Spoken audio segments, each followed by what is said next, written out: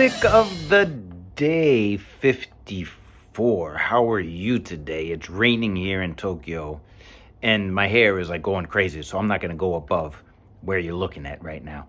Anyways, so if you haven't been paying attention, I've been sort of taking like some jazz blues solos and seeing how the first 6 or 7 bars will translate into like the sort of standard type blues that we're playing.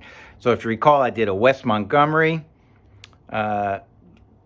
solo, and then the last one, Lick of the Day 53, I did a Hank Mobley solo, and this time I'm taking a Sonny Clark solo. Now, Sonny Clark is a pianist, so guitar players are not that hard to copy sometimes, but these other instruments, a lot of times they'll pose challenges. And so I've been sort of looking for solos that have like a really strong blues, traditional blues element, but also a good jazz element. And so this is a really good example. And so this Sonny Clark song is from COOL STRUTTIN. It's the title cut of the record, COOL STRUTTIN. And what a great record. Sonny Clark died really young. Like, I don't know that he even made it to 30. But, God, what a loss, man. He was such a good jazz pianist. So we'll never really know what happened, but, you know, at least we can pay homage to him by copying some of his licks, right? So, now, in this solo, what he did is, at first, he just plays the blues scale. So, I mean, a lot of times we want to think that these jazz guys don't mess around with blues scales and, you know, sort of cavemen sounds like that. But they do, and a lot of them really use it, and they use the blues scale well. So, in Sonny's piano, he starts off just playing the blues scale. He goes like this.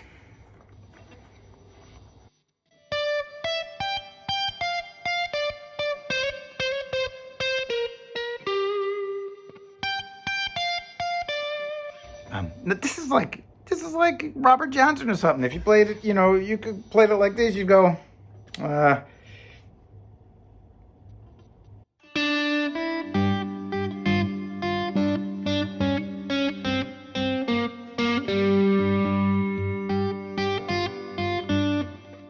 this is like really like old school blues, right?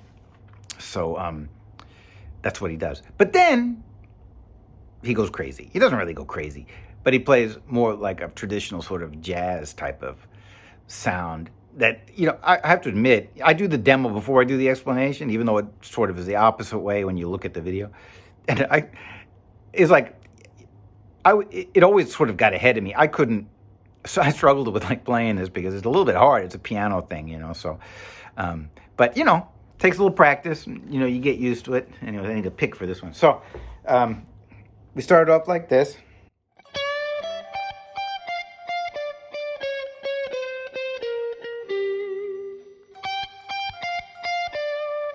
And then he goes. Now, you can see that's right from that G shape, right?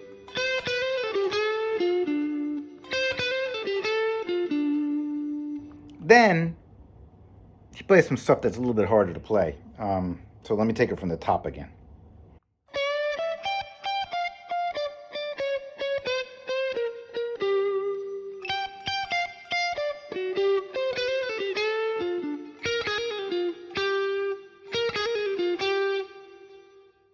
Right? And then he continues on with that sort of motif. So that's a little bit tricky, right? There's a lot of triplets going on there.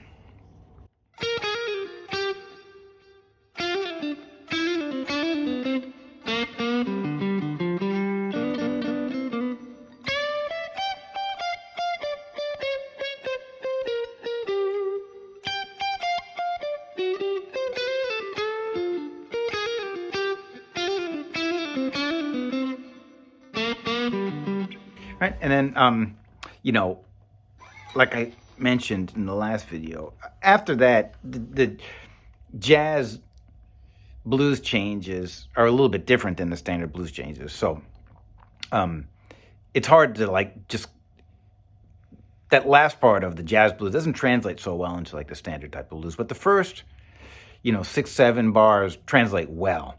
So it's good to know that you can cop some jazz licks from those guys and just use them in your traditional type of blues. So that's what I got for today. If you want to get the PDF with the full analysis and the notation and the backing track, go to Patreon and get it.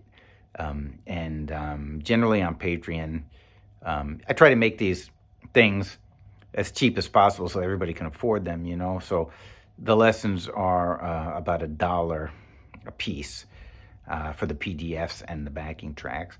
But, it also helps support my endeavor of spreading good, old-fashioned American music to guitar players all over the world, regardless of location or financial status. So consider that if you want. If not, you don't have to. Just share the video, and I hope you enjoyed either way.